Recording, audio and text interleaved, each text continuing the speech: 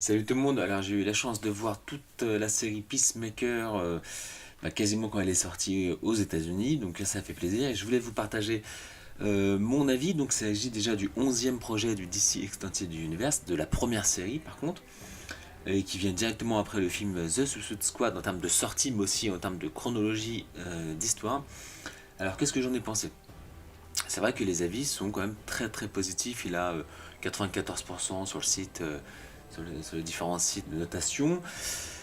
Alors moi vous allez croire que je suis toujours euh, pas d'accord, toujours en sens inverse des avis de manière générale. C'est vrai que j'ai pas trop aimé. Et je vais vous expliquer pourquoi. Je vais pas de spoil, pas tout ça. Vous me connaissez, moi j'aime pas spoiler, deux, j'aime pas critiquer de manière gratuite, comme si moi j'aurais fait mieux que.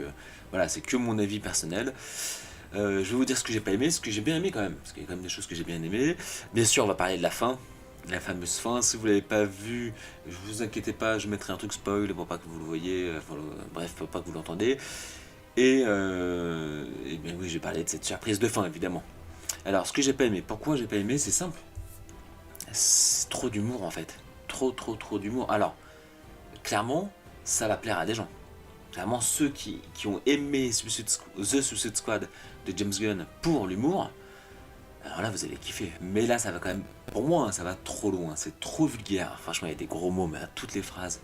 Et pourtant, j'aime bien les œuvres dures, voilà, j'adore les films de mafia. Enfin, j'aime bien les œuvres violentes et dures, mais, mais là, je trouve que c'est tout le temps et gratuitement en fait. Et trop de violence, de gros mots, de grossièreté, d'humour, bah tue l'humour, la grossièreté.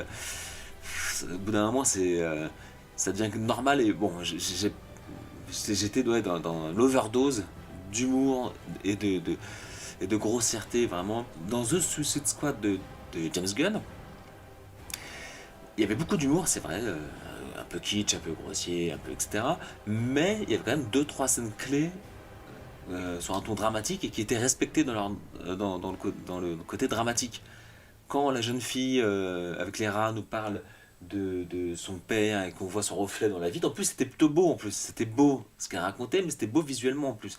Et c'était pas cassé par une vanne, par un truc, enfin, c'était bien, vraiment. Il y avait d'autres scènes comme ça qui étaient plutôt jolies dans le film. Quand Peacemaker se bat avec Flag et que le Rick Flag et que le combat est dans le casque et qu'après plus doucement le combat revient à la réalité et qu'il le tue, c'est pas cassé par une blague, on est vraiment dans le drame en fait, c'est plutôt pas mal quoi. Et c'est vrai que dans la série il n'y a pas ça. Dans la série, tout est désamorcé par une vanne, par une blague, tout le temps, tout le temps, tout le temps, tout le temps. Même les moments poignants, un peu dramatiques, sont tout le temps désamorcés. Et on le sait en fait. Moi, ça me fait pas rire parce qu'en fait, je le vois venir. Je sais pas. Là, il y a une discussion profonde. Bon, bah, on sait qu'il va y avoir une vanne. On sait que ça va partir n'importe comment. N'importe comment. Toute discussion part tout le temps dans un quiproquo sur un sujet vulgaire. Tout le temps. Tout le temps, tout le temps, tout le temps. Et au fait, on le sait. On le sait. On le sait. Bah, tiens, quand est-ce que ça va venir? Quand est-ce que ça va déraper? Ah, bah, c'est parti. Et bon, voilà, c'est mon avis. Moi, c'est pas le style que j'aime. Voilà. J'aime, mais j'aurais voulu que ce soit ponctué par des moments plus dramatiques, pour que justement que les drames soient dramatiques et que justement ça mette encore peut-être plus en avant les scènes plus détentes en fait. Voilà. Ce que j'ai pas aimé non plus, mais là c'est beaucoup plus secondaire, c'est le côté un peu kitsch. Bon, c'est voulu. C'est voulu, c'est parfois bien fait, justement, ça c'est vrai. Et en fait, quand je dis kitsch, en fait, il y a une scène qui, par contre, là, je me suis dit, c'est pas possible. Quand le père à un moment donné met un costume, j'en dis pas plus que pour ceux qui l'ont pas vu, mais vous verrez, franchement le costume, on a l'impression que c'est les séries Bioman et Power Rangers du Club Dorothée. Vraiment. Je veux bien que ce soit kitsch, mais là ça faisait vraiment, on n'a pas d'argent quoi. Ça faisait pas un kitsch voulu comme dans Kikas par exemple, ça faisait un kitsch, on n'a pas d'argent quoi. Bon, vous verrez. Alors il y a un autre truc, bon c'est très secondaire, c'est vrai, mais j'aimerais bien vivre dans le monde de Peacemaker, hein, parce qu'à partir du moment où tu es un personnage principal, tu peux te faire poignarder, tu peux te faire tirer dessus, tu peux te faire prendre une bombe, bombe C4 à 1 mètre de toi, hein, vraiment à 1 mètre, hein, qui t'explose complètement au visage et tu décolles sur des dizaines de mètres. Et quand t'es le personnage principal dans la série Peacemaker, tu meurs pas. Donc ça c'est plutôt cool. Voilà, donc ça, tu meurs jamais. T'as un totem d'immunité. Il y a un cheat code en fait invincible. Voilà, donc ça c'est plutôt cool. Voilà. Et je dirais que les personnages secondaires sont plutôt inutiles. Peacemaker est très bien, on va en parler tout à l'heure, dans la partie bien. Et je trouve que les personnages secondaires, franchement, sont pas fous. Vraiment, c'est un peu le problème de toute façon d'une bande organisée autour d'un personnage clé. Je dirais pareil pour Harley Quinn et les Birds of Prey. Je trouve que toute la bande de Birds of Prey sont franchement inutiles. Je suis sûr que là, si vous ne l'avez pas vu depuis le cinéma, vous n'êtes pas capable de me ressortir les noms ou de vous souvenir des visages de la bande de Birds of Prey et de leur histoire. On se souvient que d'Harley Quinn. Et bah là, je dirais que c'est pareil. Peacemaker est très très bien développé, tout ça, tout ça. Et franchement, tous les personnages secondaires n'ont pas de profondeur. Et en plus, dès qu'on rentre un peu dans leur vie, c'est désamorcé par une vanne, de toute façon. Donc bon, voilà. Alors voilà, donc pourquoi j'ai tout ce que j'ai pas trop aimé, je vous avoue, quand j'ai commencé à regarder, il y avait déjà 3 épisodes qui sont sortis, et puis après j'ai vu un épisode par semaine, hein, et clairement j'ai regardé l'épisode 1 et 2, et j'ai pas eu envie de regarder la suite, et l'épisode 3, je l'ai vu une semaine plus tard, en même temps que le 4, pour vous dire. Donc ça m'a pas donné envie de suivre, d'accrocher.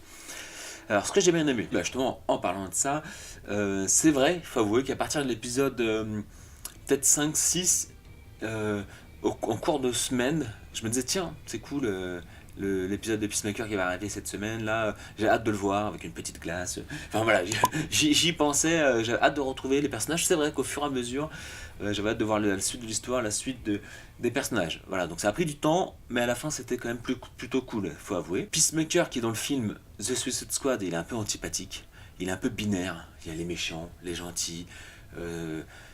Voilà, il a aucune nuance. En fait, on préfère beaucoup plus le personnage joué par Idris Elba, qui est beaucoup plus dans la nuance, qui a plus de profondeur, qui va s'attacher aux autres personnages.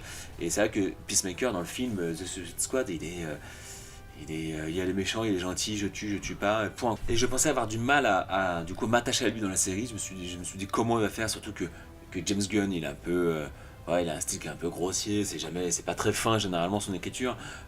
C'est son style, hein, c'est voilà son humour. Hein. Et c'est vrai qu'on rentre dans l'histoire de Peacemaker, son enfance, on s'attache à lui, on comprend. Franchement, c'est vrai qu'on s'attache au personnage. Franchement, c'est plutôt bien fait, faut avouer qu'au fur et à mesure, ses motivations, comment il est devenu comme ça, même son style kitsch, enfin, c'est pas mal sa relation avec son père.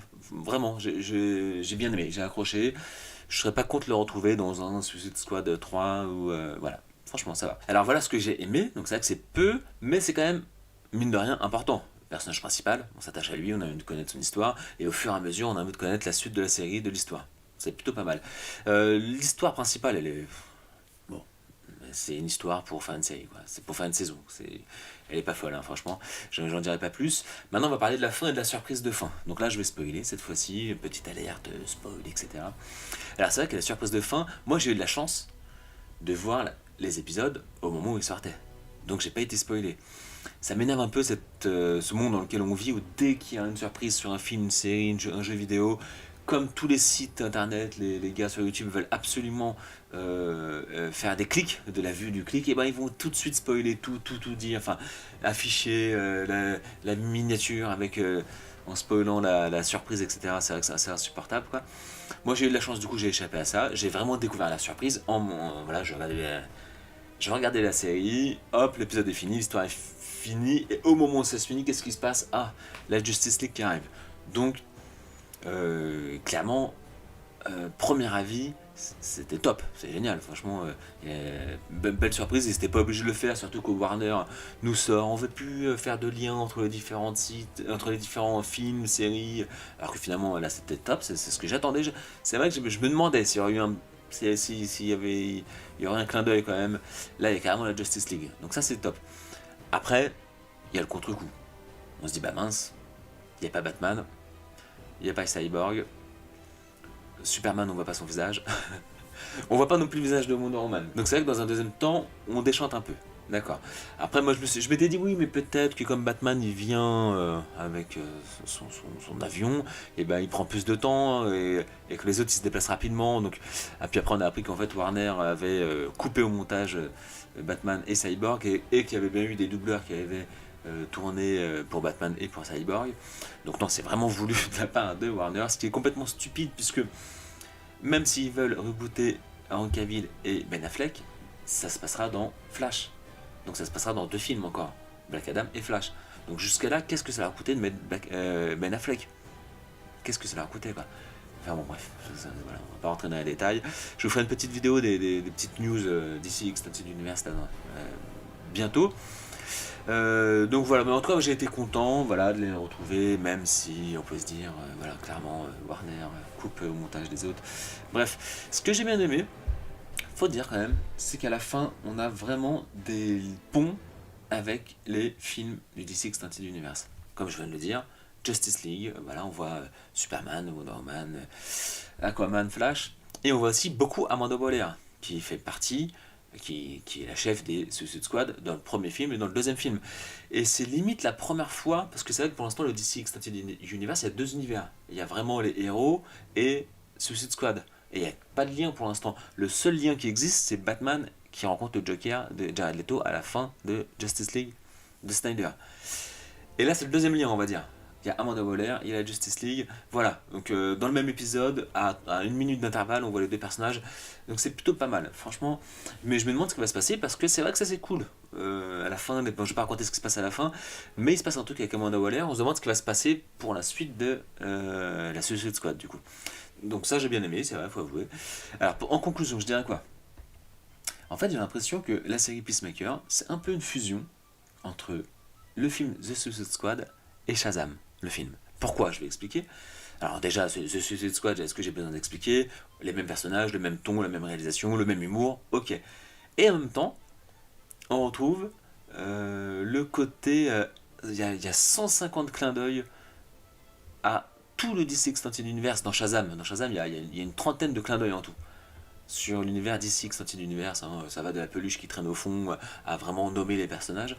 Et bah là c'est pareil. Dans Peacemaker, pendant les 8 épisodes, il ne cesse de parler de Superman, de Batman, il parle même de Green Arrow, alors que Green Arrow n'existe pas, enfin, en tout cas officiellement n'existe pas encore dans l'univers du DC Extended Universe. Bref, il y a vraiment beaucoup de clins d'œil, la Justice League, etc. Donc ça c'est cool.